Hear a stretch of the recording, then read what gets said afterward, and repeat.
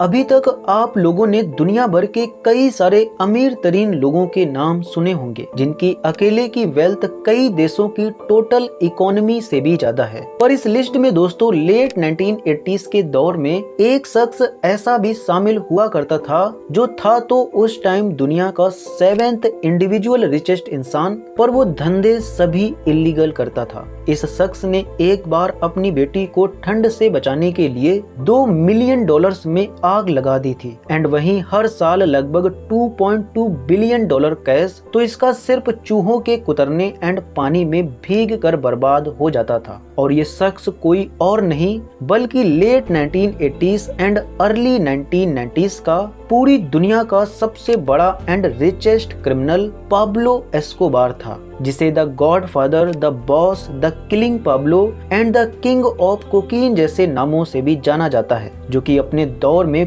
पूरी दुनिया का 80% ड्रग्स सप्लाई करता था। ये जिया तो सिर्फ 44 साल तक की ही उम्र तक था, पर इसने अपनी मौत के पहले 4000 से भी ज्यादा लोगों के मर्डर्स कराए थे, जिसमें 200 जजेस और 1000 police officers, journalist and government officials भी शामिल थे।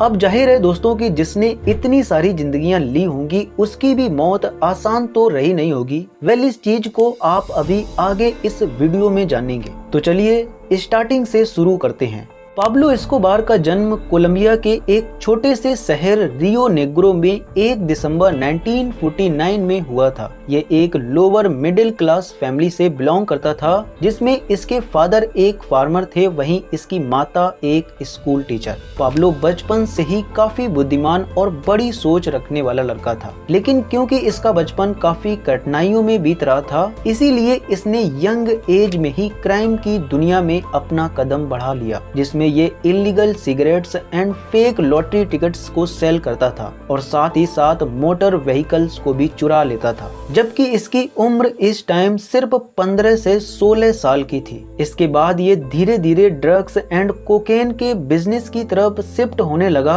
और 1970s के दशक की शुरुआत में ही ये कई बड़े बड़े डीलर्स एंड माफियाज के साथ मिलकर काम करने लगा, जिसमें ये ना सिर्फ कोकेन एंड ड्रग्स को सेल करता था बल्कि किडनैपिंग एंड मर्डर्स जैसे क्राइम्स को भी अंजाम देता था। और जल्द ही ये अपने शातिर एंड पावरफुल दिमाग से अपने कंपटीटर्स को भी पीछे छोड़कर यहाँ का टॉप ड्रग स्मगलर बन गया, जिसके बाद इसने वो काम किया जिसने इसे उस दौर का वर्ल्ड का टॉप वेल्दीएस्ट मैन बना दिया। दरअसल 1976 में इसने मेडेलिन कार्टेल ऑर्गेनाइजेशन की स्थापना की, जो कि न सिर्फ पाउडर को डिस्ट्रीब्यूट करती थी बल्कि इसे प्रोड्यूस भी करती थी। और इसका रूट नेटवर्क साउथ अमेरिका के Peru, Bolivia, Ecuador and Colombia में फैला हुआ था, जहां से ये पूरे वर्ल्ड में डिस्ट्रीब्यूट होता था। और इसे मॉनिटर बहामास के एक आइलैंड से किया जाता था, जो कि ऑफ कोर्स पाब्लो एस्कोबार का ही था और साथ ही इस ऑर्गेनाइजेशन का हेडक्वार्टर भी।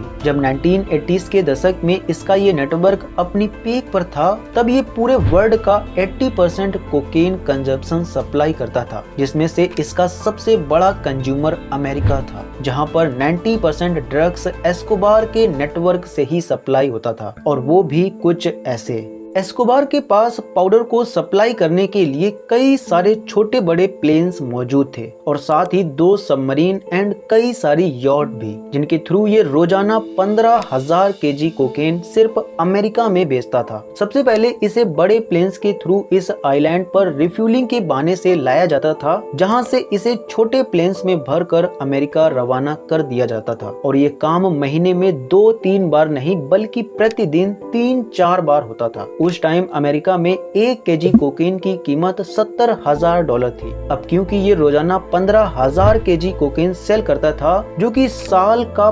5,40,000 केजी बनता है, जिससे ये सालाना $378 बिलियन की कोकेन सिर्फ अमेरिका में बेचता था। मीडिया रिपोर्ट्स के मुताबिक पाब्लो जो कोकेन अमेरिका में $70,000 पर केजी में बेच रहा था, वो उसे सिर्फ $5,000 में प्रोड्यूस करता था, जिसके बाद ज्यादातर इसका पैसा पायलट्स को देने, नेटवर्क को चलाने एंड घूस देने में खत्म होता था। लेकिन फिर भी ये रोजाना $60 मिलियन अर्न करता था, जो कि सालाना के बनते हैं $22 बिलियन। ये पैसा इतना ज्यादा है जिसका अंदाजा आप इसी बात से लगा सकते हैं कि अगर आप साल के $15,000 यानी 12 लाख रुपए अर्न करते हैं, तब भी आपको $60 मिलियन अर्न करने में 4000 साल लग जाएंगे, जो कि पाब्लो एस्कोबार की सिर्फ एक दिन की अर्निंग थी। अब क्योंकि ये सारा पैसा इलीगल कामों से आता था, इसीलिए ये इसे बैंक्स में तो रख नहीं सकता। पाब्लो इसे इन आइलैंड्स पर बने गोडाउन्स में छुपा कर रखता था, जिसमें से 10% पैसा सालाना या तो चूहे कुतर देते थे या फिर वो पानी में भीग कर बर्बाद हो जाता था। ये माना जाता है कि इन पैसों को गिन कर नहीं बल्कि तौल कर छिपाया जाता था, जिनमें लगने वाले रबर बैंड्स की कीमत अमेरिकी प्रेसिडेंट की सालाना इनकम से भी ज्यादा होती थी। अब जाहिर है दोस्तों कि जिसके पास इतने सारे पैसे होंगे उसकी लाइफ स्टाइल किसी शाही खानदान से तो कम होगी नहीं।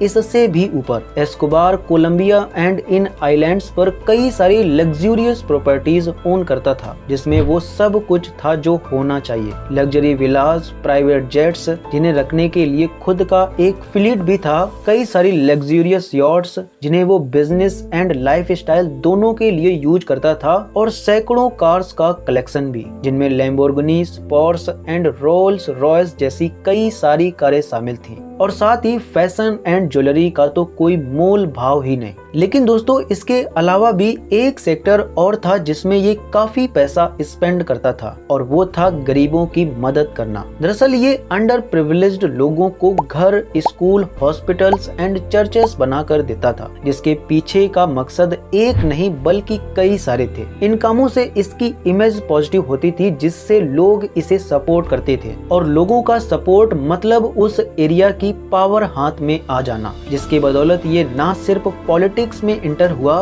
बल्कि यहाँ के यंग लड़के भी आसानी से इसके ड्रग्स के बिजनेस में आ जाते थे। और इस प्रकार इसने देखते ही देखते बहुत कम समय में बहुत ज्यादा पैसा एंड पावर को हासिल कर लिया। एक एस्टीमेट के मुताबिक 1992 में इसकी मौत के एक साल पहले इसकी नेटवर्थ $30 बिलियन थी, जो कि 2022 में $70 बिलियन के इक्विवेलेंट है, जिससे अगर आज ये जिंदा होता तो वर्ल्ड का 16th रिचेस्ट इंसान होता। पर वो कहते हैं ना कि जिसका सिंहासन ही लोगों की जिंदगियां तबाह करके बना हो, उसे ढहने में कितना ही वक्त लगेगा। जितनी रफ्तार से ये बना उससे भी ज्यादा तेज ये सब खत्म हो गया। दरअसल जब इसने 1976 में मेडेलिन कार्टेल की स्थापना की और पूरे ड्रग मार्केट पर अपना कंट्रोल जमाना चाहा, तो इसके कई सारे दुश्मन भी उभर कर आ गए। एक्चुअली उस टाइम कोलंबिया में और भी छोटे छोटे कार्टेल ग्रुप हुआ करते थे जो कि यही बिजनेस करते थे, लेकिन पाब्लो का मकसद था पूरे मार्केट को कंट्रोल करना, जिसके रिजल्ट में इसकी उन ग्रुप्स के साथ फाइट होती जिसका सॉल्यूशन सिर्फ और सिर्फ रूथलेस टैक्टिक्स को एम्प्लॉय करने से निकलता,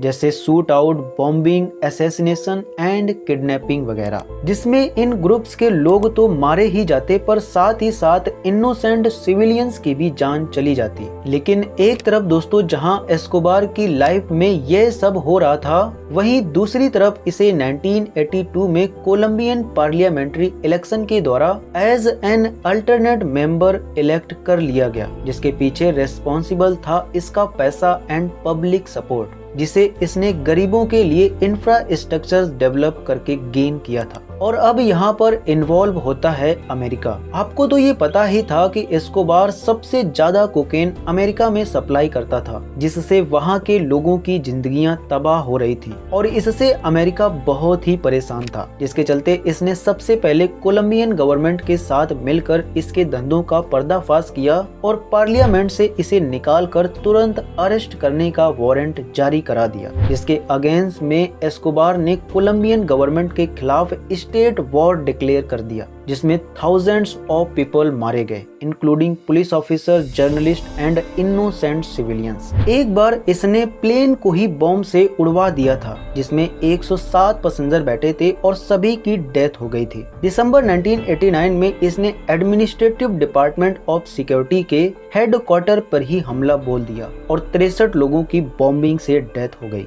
अभी तक इस लड़ाई के सालों बीत चुके थे, पर 1990 तक कोलंबियन गवर्नमेंट इसे पकड़ नहीं पाई थी, जिसमें ऑफ कोर्स पाब्लो एस्कोबार के भी हजारों आदमी एंड करीबी मारे जा चुके थे। एक बार ये पुलिस से बचकर पहाड़ों में छुपा हुआ था, तभी इसकी बेटी को ठंड लग गई, जिसे हीट देने के लिए इसने $2 मिलियन जला दिए थे और फाइनली इसने 1991 में अपने आप को खुद ही सरेंडर कर दिया था, पर एक शर्त पर, और वो शर्त ये थी कि ये जिस जेल में रहेगा उसे ये खुद बनाएगा, जिसमें इसके लोग भी होंगे और पार्टियां भी, और इसे नाम दिया गया ला कैथेड्रल, जो कि एक प्रिजन नहीं बल्कि लग्जरी प्रिजन था, जिसमें पुलिस वाले सिर्फ बाहर से पहरा देते थे। दरअसल कोलंबियन गवर्नमेंट ने इसके इस प्रपोजल को इसलिए एक्सेप्ट किया था कि उन्हें उम्मीद थी कि इससे इसके गैर कानूनी धंधे रुक जाएंगे, पर जब वो नहीं रुके तो उन्होंने इसे हाउस अरेस्ट में ही मारने का प्लान बना लिया। लेकिन एस्कोबार को ये पहले ही पता चल गया, जिससे वो वहां से एक सीक्रेट अंडरग्राउंड टनल से जंगल में भाग गया और 1992 में भागा ये शख्स 2 दिसंबर 1993 में अपने होम टाउन मेडेलिन में मारा गया, जिसकी तस्वीर ये है। मरने के पहले पाब्लो के सभी करीबी एंड फैमिली मेंबर मारे जा चुके थे, सिवाय इसकी बीवी और बच्चों के, क्योंकि उन्हें पुलिस ने पहले ही अरेस्ट कर लिया था। और इस प्रकार पाब्लो की इस स्टोरी में एक बार फिर से ये प्रूव हो जाता है कि इंसान चाहे जितने गुनाह करके दौलत कमा ले, पर वो सब उसे यहीं पर छोड़कर जाना होता है। और इस केस में तो इसकी सारी दौलत गवर्नमेंट ने सीज कर दी थी, जिसका फायदा इसकी फैमिली भी नहीं उठा पाई और साथ ही उन्हें भुगतना भी पड़ा। तो उम्मीद करता हूं दोस्तों कि आपको ये वीडियो काफी पसंद आया होगा, जिसके चलते आप इसे लाइक, शेयर एंड चैनल को सब्सक्राइब भी करेंगे। तो चलिए मिलते हैं अगली वीडियो में।